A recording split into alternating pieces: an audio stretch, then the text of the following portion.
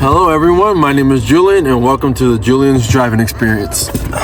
Today I'm going to be giving you guys 5 reasons why I dislike and like my 2025 Honda Civic Si. Alright, so the first thing I like about this car is the fact that it comes with a manual transmission. This manual transmission is very hard to explain to people that don't drive manual transmissions, but for those of you who know, like, you feel much more connected to the car, and it's a very cool feeling being able to roll through the gears on your own, you know? Alright, another reason I really like this car is the fact that it has a turbo. Getting into boost and rolling through gears is really fun.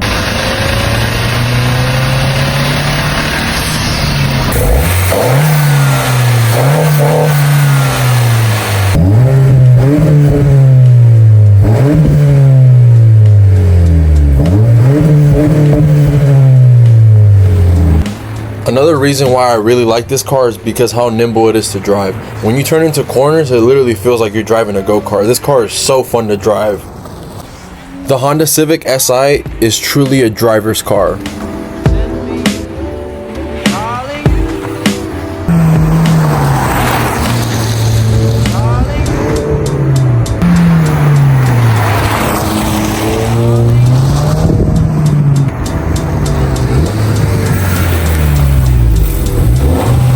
Another reason why I really like this car is the cockpit. The red bucket seats with the red and gray stitching really made the car for me. And it's simple, clean, comes with Apple CarPlay. What else do I need? The interior really does it for me. The red and black and gray accents just makes it feel like a race car. It definitely isn't super luxurious, but it definitely isn't outdated as well.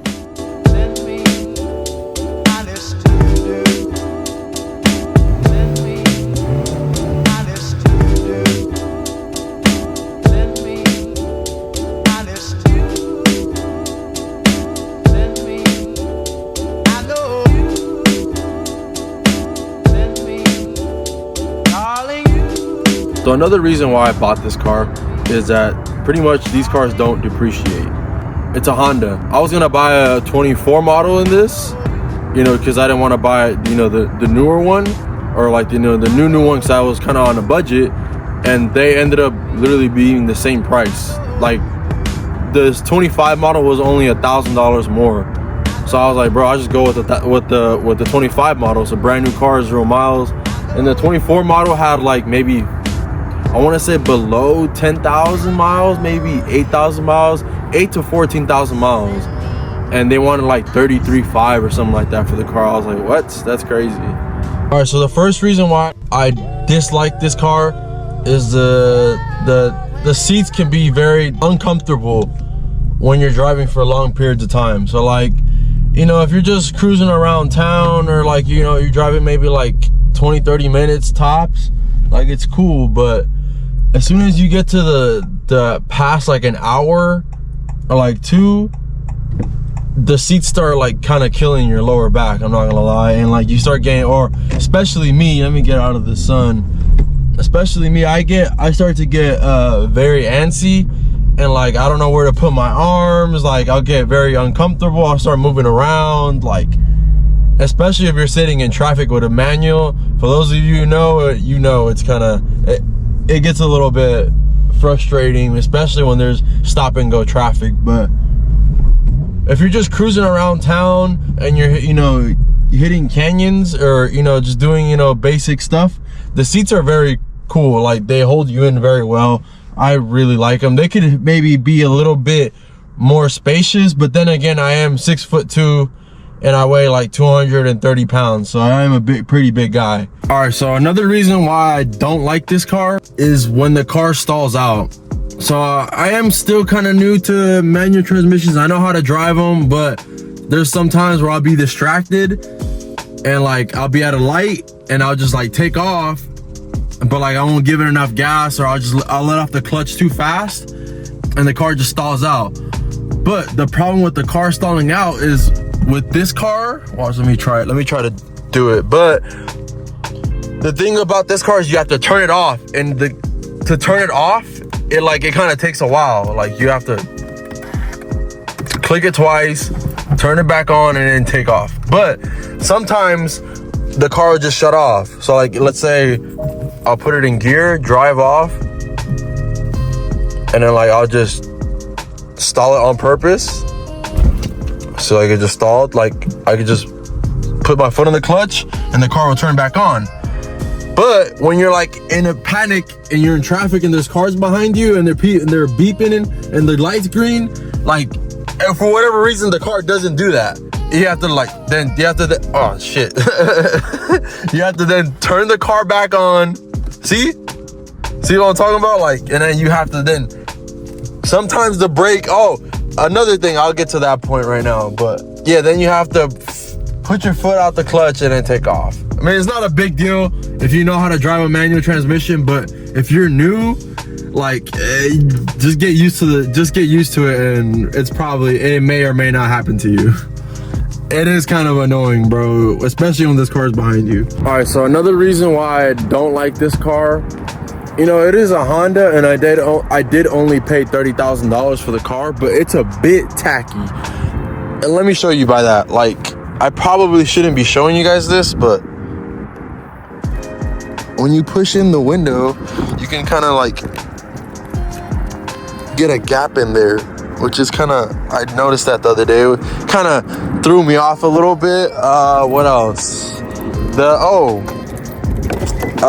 other day it was raining here in California. What a coincidence. But like, I dumped the clutch. I didn't dump it that hard, but I dumped it a decent amount, just to spin the tires or whatever for fun. I was driving. I might have dumped the clutch on accident. I forgot what happened, but the clutch ended up disengaging quick, basically, and like this whole shit just shaked. Like everything was shaking. That shit was just for a split second, you know. But still, I was like, whoa. It was kind of like a little bit, like, hey, yo, bro, what the fuck? But once again, it is a Honda, and I mean, what are you gonna expect? All right, another thing I don't like about this car is just the way it looks from outside. So I like the way it looks. Like, Honda went absolutely crazy with these Hondas.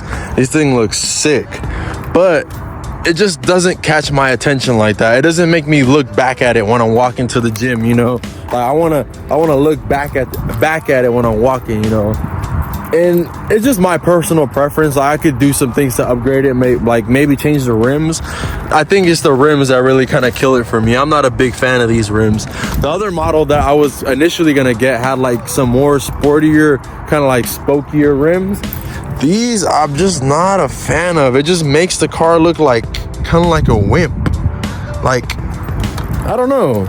But this is my personal preference. You know that I love the interior of the car. Inside of the car, I love it, and the color I really love too, but it's just those rims. There's just something about those rims that I don't like.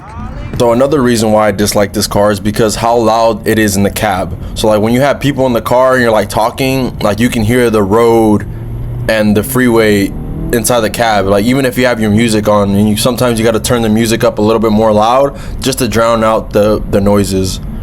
Not a big deal, but still.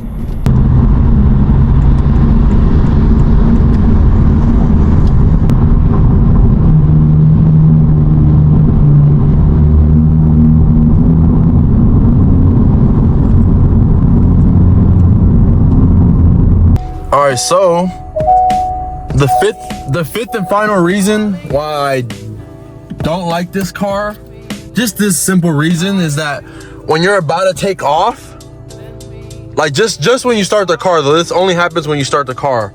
I mean, it is kind of a common sense thing to do when you're driving a stick shift, but the button, just this parking brake button, just kind of, you don't remember to turn it off when you're about to take off. So a lot of the times it won't go, like it'll stay stuck.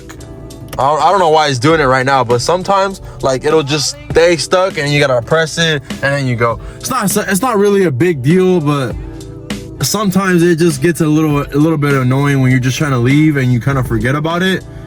But then like you eventually just start remembering about it. So that's just another thing that I didn't like. Initially it would happen to me a lot, but now I kind of got a little bit used to it.